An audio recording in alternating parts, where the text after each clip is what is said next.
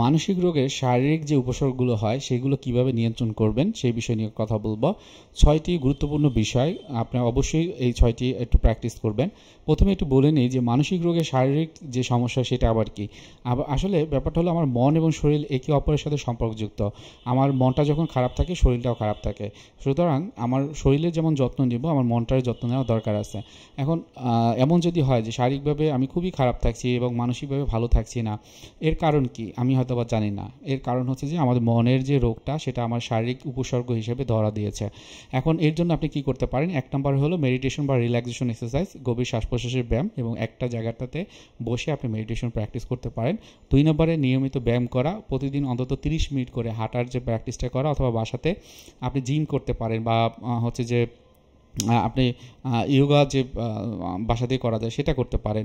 এরপর স্বাস্থ্যকর খাদ্য গ্রহণ করা 3 নম্বরে, খাবার দাবারের পর্যাপ্ত প্রোটিন আমিষ বা শর্করা আছে কিনা সেটা একটু লক্ষ্য রাখবেন। প্রতিদিন খাবারের তালিকায় সবুজ শাকসবজি ফলমূল এগুলো রাখবেন। এবং 4 নম্বরে যেটা হয় যে পর্যাপ্ত ঘুমে নিশ্চিত থাকা, অর্থাৎ আপনি প্রতিদিন 7 থেকে 8 ঘন্টা যেন নিশ্চিতভাবে ঘুমাতে পারেন সেটি লক্ষ্য রাখবেন। এবং 5 নম্বরে খুব বেশি সমস্যা হলে থেরাপিতে আসবেন, যারা কাউন্সেলিং সাইকোলজিস্ট রয়েছেন বা ক্লিনিক্যাল সাইকোলজিস্ট রয়েছেন তারা আপনাকে হেল্প করতে পারে। অনেক বেশি সমস্যা যদি আপনি বোধ করেন যে আপনার মনের প্রবলেমটার কারণে শরীরেও বিভিন্ন রকমের প্রবলেম দেখা দিয়েছে, তখন কিন্তু একজন সাইকিয়াট্রিস্টের কাছে যেতে হবে, সেটাই আপনি যাবেন। এবং 6 নম্বর যেটা সেটা হলো সামাজিক সংযোগ বজায় রাখা। আপনি যা কিছুই করেন না কেন আপনার মনটাকে ভালো রাখার জন্য কিছু ভলান্টিয়ার সার্ভিস দিতে পারেন।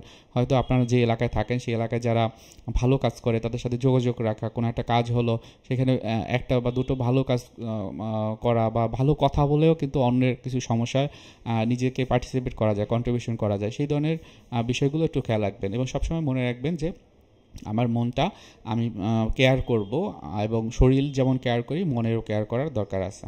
সো ধন্যবাদ সবাইকে, এবং আমি বলবো যে এইরকম যদি ভিডিও পরবর্তীতে আরও পেতে চান অবশ্যই চ্যানেলটি সাবস্ক্রাইব করে রাখবেন। ধন্যবাদ।